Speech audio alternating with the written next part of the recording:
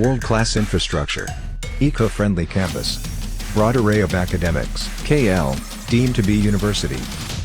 ప్రజలకు ఏం చేయాలో అది చేయాలా, ప్రజాప్రతినిధులుగా ఎన్నుకున్న ప్రతి వాళ్ళని గౌరవించాల్సిందే. ఇక్కడ మేమేం చెబుతాం, మా ఎంపీ గారు అంటే ఎవరు? కేశినేని నాని గారే. అలాగే నందిగామల ఎమ్మెల్యే అంటే జగన్మోహన్ రావే.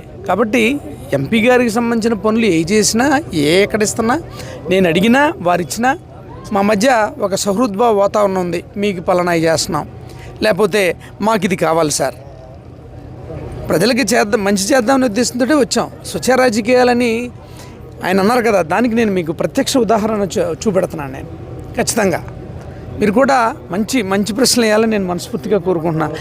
వాళ్ళు మాట్లాడారు వీళ్ళు మాట్లాడారని కాదు, 6 ఓడిపోయిన తర్వాత ఆ పార్లమెంటు నుంచి విజయం సాధించారంటే ఆ వ్యక్తి ఎలాంటి వ్యక్తి? ఒకటి, అలాంటి వ్యక్తి పార్టీ మారాడు అంటే అసలు ఆయనతో ఎవరు రాకపోతే ఏమైంది? ఆయనతోటి ఎవరు రాకపోతే ఏమైంది? నాయకులు, ప్రజలు గమనించరా? ప్రజలే కదా గెలిపించింది కేశినేని నాని గారిని, అవునా కదా? 6 ఎమ్మెల్యేని వైఎస్ఆర్ కాంగ్రెస్ పార్టీని గెలిపించి ఒక్క ఎంపీని తెలుగుదేశం వాళ్ళని గెలిపించారంటే ఏంటి? వ్యక్తిని బట్టా కాదా? ఆ వ్యక్తి ఎలాంటి రాజకీయాలు చేశాడు, ఎలాంటి సేవ చేశాడు అన్నదే దీనికి ఉదాహరణ.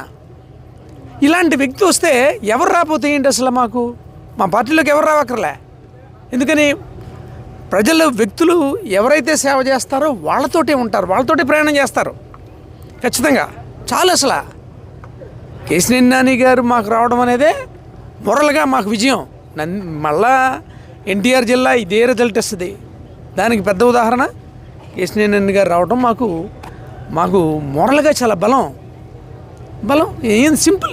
దీనికి మనం పెద్దగా వాళ్ళు వస్తారా, ఎవరు రాకపోయినా ఏం కాదు. ప్రజలు ఎవరు ఆమోదిస్తారో అలాంటి వాళ్ళు వ్యక్తి వచ్చినప్పుడు మళ్ళీ ఆమోదిస్తారు.